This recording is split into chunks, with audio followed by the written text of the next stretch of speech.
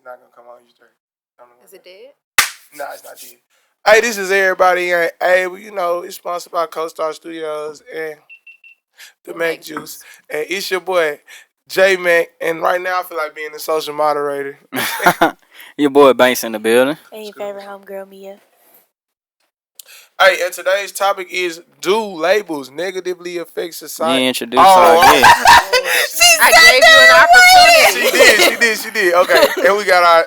It really got thrown off the first time we did it. And we got our special guest. China. Just China. So bland. I'm just fucking with you. But look, the episode... Oh, blah, blah, blah.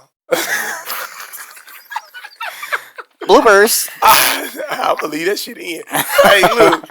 Today's episode is about, do labels negatively affect you in society? I will take it off first and say, I think, let me say what labels are first. Labels are things like, no, let me not do that. One of y'all, go first, Mia. What, describing what labels are, or just No. saying whether or not I agree? Whether you agree or not. I mean, I think labels do change society because, I mean, like we were talking about the other week, you can do something dumb on the internet and you labeled as a dumbass at that point, or you labeled as a clown. Like, and you can't come back from that at that point. People, like, it's like you try to change who you are and you can't do that because you've already been labeled as this specific type of person. So when you start putting labels on things, it's just it's so much negativity that comes. It can be positive, but most of the time it ends up being negative when it comes down to labels. China? I also agree. It does have a negative effect simply because people just, once they get a title, they take it, run with it. You got managers they ain't never managed before, and all of a sudden they micromanaging, head honcho, in charge, and running your life, and they ain't never known how to do that before. I ain't never had that type of problem, but it sound like it's real because all y'all look like, yeah, there's a motherfucker right there. And what you think? Yeah, they do have negative effect on shit. Damn. I ain't gonna lie, I agree too, and I really hate for all of us to agree on this. But like first thing I think of, like when I think of how shit negatively affect, I think like the child that's the bad child always get called the bad child because they might be like overhyped or overreactive or something like that. Yeah. Like, Or they just different. yeah, you know what I'm saying? And instantly I think of like when I think of labels and shit and how they affect people, I think of like kids and how like if you like got multiple siblings, each one of y'all get labeled to be a specific type of kid. Like I was a bad child. I'm the middle child. You was the middle child. I'm the only She the only child. I am the firstborn of 3. So, what were you? In my household. So, I am the firstborn. My parents had expectations for me that I didn't have for myself originally. I'm just going to put that out there. Like, my parents were overachievers. They were honor students, so they set that step for me very early on. So, I kind of took that and ran with it. So, I've kind of always been like that. Like, I can't even make a B and be happy about it. Yeah, because they put that on you, didn't it? They labeled you they wanted you to be like that. But I'm glad they did. Because that hustle and the drive that I watched them with gave me that same type of drive and ambition to go for the things I actually want out of life. So that label was positive then for you? Yes, in a sense. Okay. I ain't gonna lie, I thought it was negative for me. Being like the youngest, you know, they always say I'm the spoilest. And let's get into the there is a sibling category. There is the oldest, who is normally the most responsible. The parent leans on them for everything. There's the middle child that is pretty much an asshole all the time. Nah, I ain't. They're usually pretty direct, and they don't care. The third child is a kiss ass. I think this is a little personal. The third child always gets their way. I don't care what you say. In every household, the third child will always get their way because at that point, the parent no longer cares. No, I will agree to I that. agree on I that. will agree to that because I'm the last one, and they be pissed off. They don't care. At that point, you've given birth to 3 children. You raised 3 kids. You don't care. Well, or they just know how to do shit now because they made whatever mistakes they made with you, they weren't gonna make with the youngest. I don't know. You sound like she hating a little bit, ain't it? She hating on I her. ain't trying to hate or nothing, but personal, ain't it? No, it's just a simple fact of like, if you're gonna treat one child the same way and the second child the same way, why not give the third child the same treatment? You have the first and second child looking at the third child like, what the is going on here? When this is over, whoever your youngest sibling is, y'all gonna be beefing. I do not care. I have. They already know what's up. So yeah, but so like what label? She said hers was positive. So what labels affected you negatively? Let's see. Those relationship labels. Like when you're not in a relationship, those friends with benefits or fuck buddies, situationships, those type of labels always fuck somebody up. Always. I said, which one fucked you up? They the ones that fucked you up?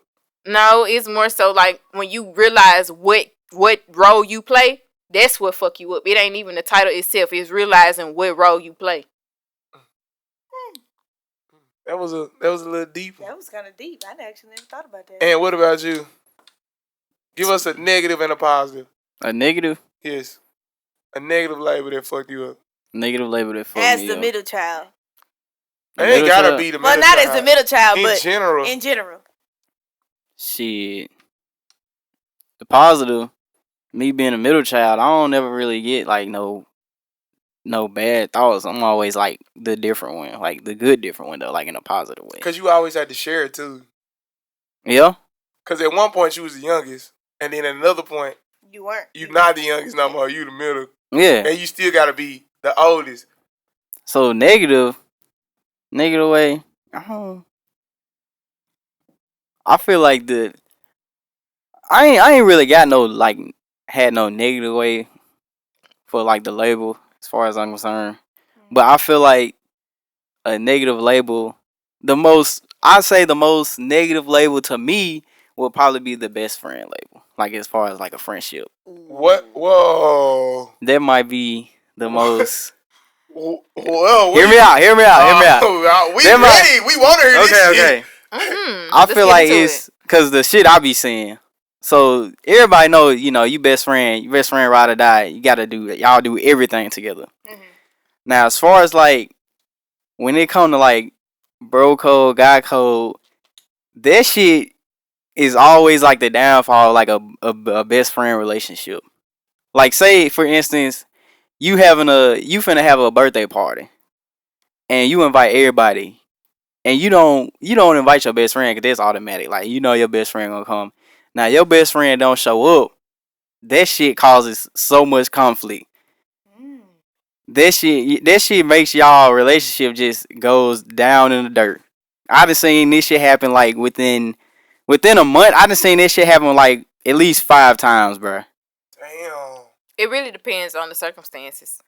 Now, if you just miss your best friend birthday just to be missing that joint, then you should expect to be treated that way. If it was some type of dire situation and you just happen to miss your best friend birthday and you communicated that with them, it should be no problem. If that's true, I feel like you should only miss your best friend birthday if it's an emergency, family emergency. Anything else, I feel like you should be there because one thing, the birthday is already planned months ahead, so you know what day. And you gotta clear your schedule to go to that joint. Right. So the people that don't go and your business, like I've seen motherfuckers break down and cry because their best friend ain't come to their birthday.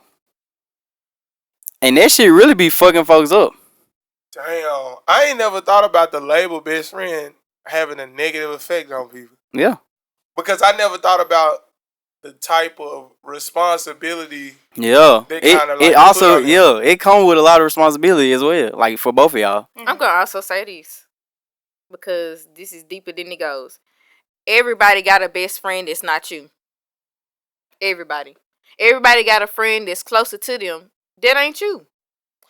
I stopped saying that's where that the shit. misconception of best friends comes in. So do you feel like best friends is actually like a real thing, though? Yeah, it started to me like a concept, really. Yeah.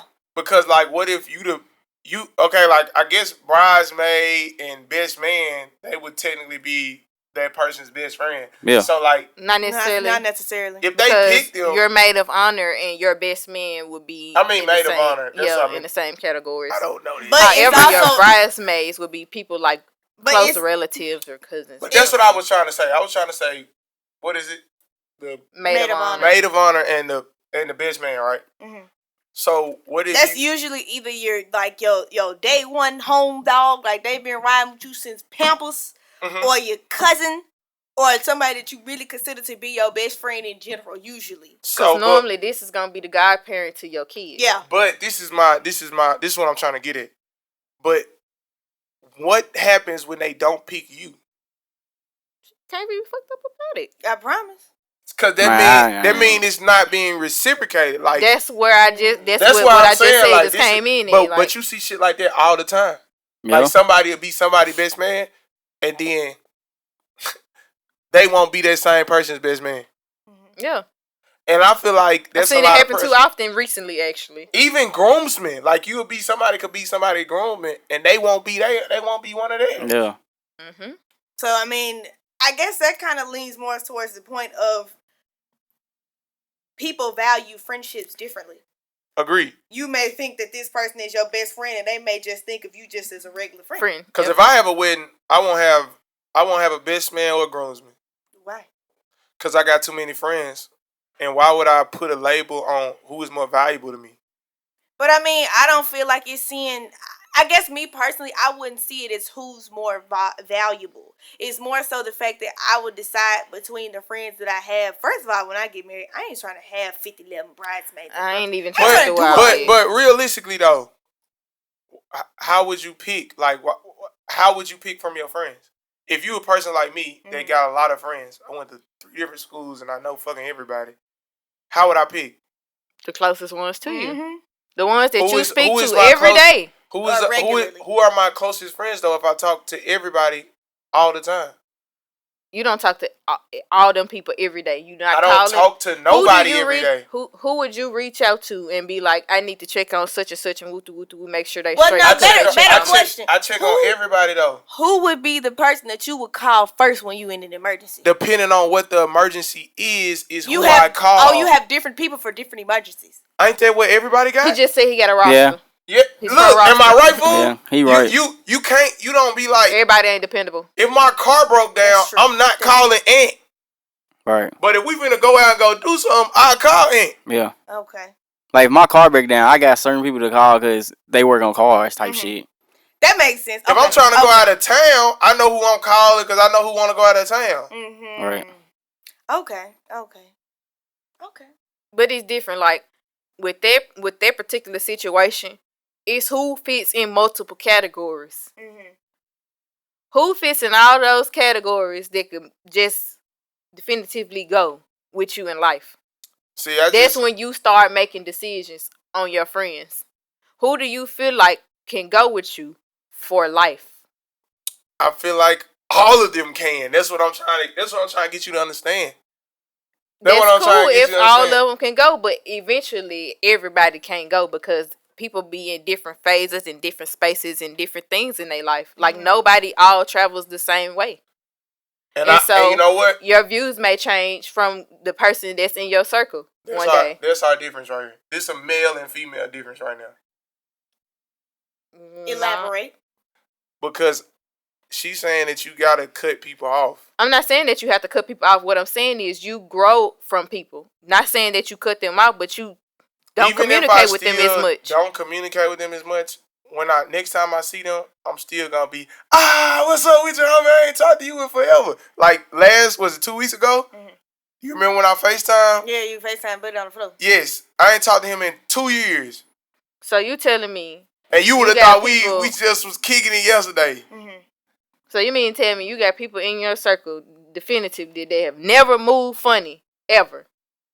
If they have, I never gave a fuck. That's the difference. But some people care, and it's not just male or female in that situation. But it's a lot of niggas that's in the circle that I don't fuck with like that. That do fugazi shit. But they not my friends. That's just what friends. I'm saying. They're like, friends of my friends. That's what I'm saying. That's how you definitively know who you with and who you ain't with. You got all these people in your circle, true enough, but you classify friends and acquaintances. I mean, I agree, but I don't think me labeling them as that changes anything. You know what I'm saying? Mm-hmm. Like, if you label it as a friend, you my friend. When I need you, I'm going to call you, and when you need me, you going to call me. Yeah. And that's cool, but acquaintance is just that.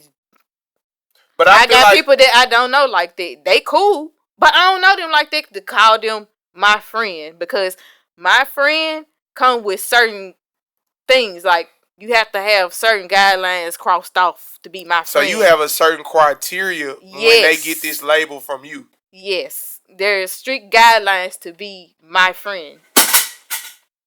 We went a long way to get that, but that's cool though. I respect that though. Like, I mean, it's different. Because if you, I feel like if you my friend and you going somewhere with me in life, I got to be able to trust you to a certain magnitude. You know what I'm saying? But that's what. If I can't trust you, then how can I classify you as my friend? Because that's the label. I mean, with that label, that's the standard you have for that. Mm-hmm. Yeah. And everybody's label standard is different. Somebody may classify somebody as a friend just by simply just hanging out with them. Because like you said, like Glenn just gave us an explanation to but how. I also hang out with like-minded people, so I don't. And just gave us a example as how that shit can be negative.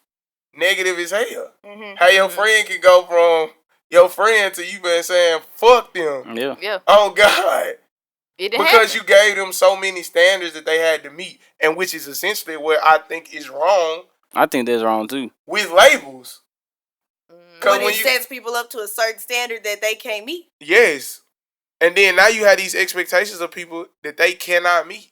So what if you got a person that you call your friend that has knowingly and willingly crossed several lines, like just done shit to you that you know a friend would not do to you? That's your fault for giving them that label and giving them those type of expectations. Exactly. But that's also going into the category of what y'all just said. How?